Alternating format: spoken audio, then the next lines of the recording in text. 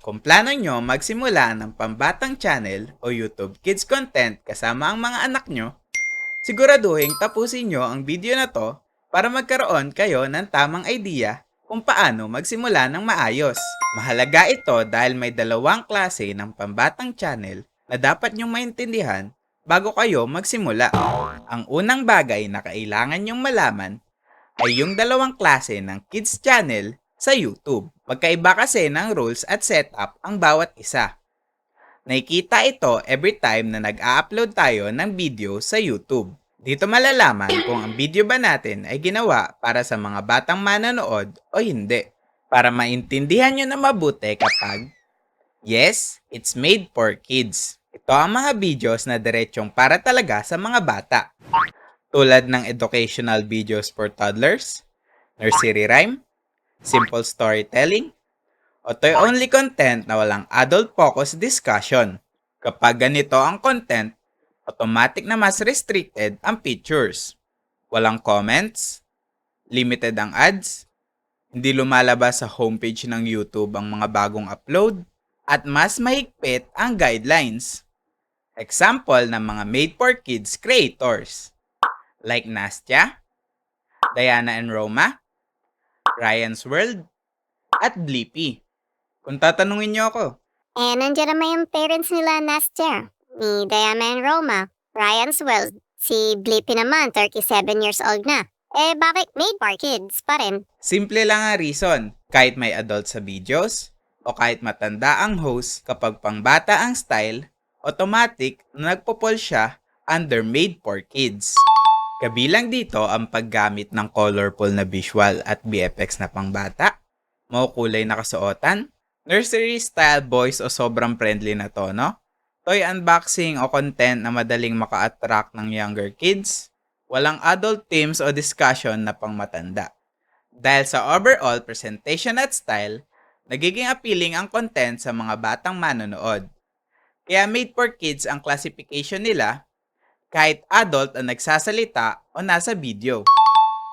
Kapag no, it's not made for kids. Ito yung mga channel kung saan kasama ang mga bata pero may mga adult rin sa video. Halimbawa, family vlogs, toy unboxing na kasama ang magulang, o activities na guided ng adults. Sa ganitong type, hindi kayo classified as YouTube Kids only. Kaya may mga features pa rin kayong available tulad ng comments, minsan limited, at mas flexible ang monetization. Example ng content creator na under ng Not Made for Kids ay si Jordan Matters at The Anasala Family.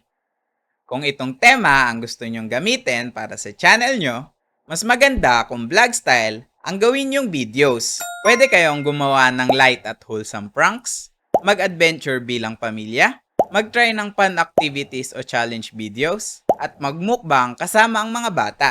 Bakit mahalaga na alam nyo to? Kasi, baka mamali ang classification. Pwedeng ma-demonetize, ma-restrict ang channel, o masuspindi ang video, kaya kailangan tama na agad sa simula pa lang. Okay. Mga tips para gawing safe at super fun ang kids at family channel nyo. Number 1. Safety muna lagi. Siguraduhin komportable, masaya, at hindi pinipilit ang bata. Iwasan ng mga mature jokes, malalaswang kasuotan, mga dangerous challenge, at nakakatakot na pranks. Number 2. Keep it positive and light. Kids at parents ang audience natin. Kaya mas okay yung mga wholesome, colorful, at feel-good videos. Number 3. Huwag isama ang info ng bata. Iwasan ang pag-share ng school, address, full name ng bata, o daily routine para sa privacy at safety. Number 4. Consistency sa uploads. Hindi kailangan araw-araw, pero mas maganda kung may schedule. Halimbawa, every Saturday, new vlog. Number 5. Focus sa fun, not sa views. Kapag natural at genuine ang bonding nyo, mas nag-e-enjoy ang viewers. Number 6. Manage your YouTube comments carefully. Para sa mga kids at family channel, pwede mong i-hold o review ang comments bago lumabas. Mas safe ang community at at naiiwasan ng anumang inappropriate messages. Number 7. I-blur ang muka ng mga batang hindi kasama sa content.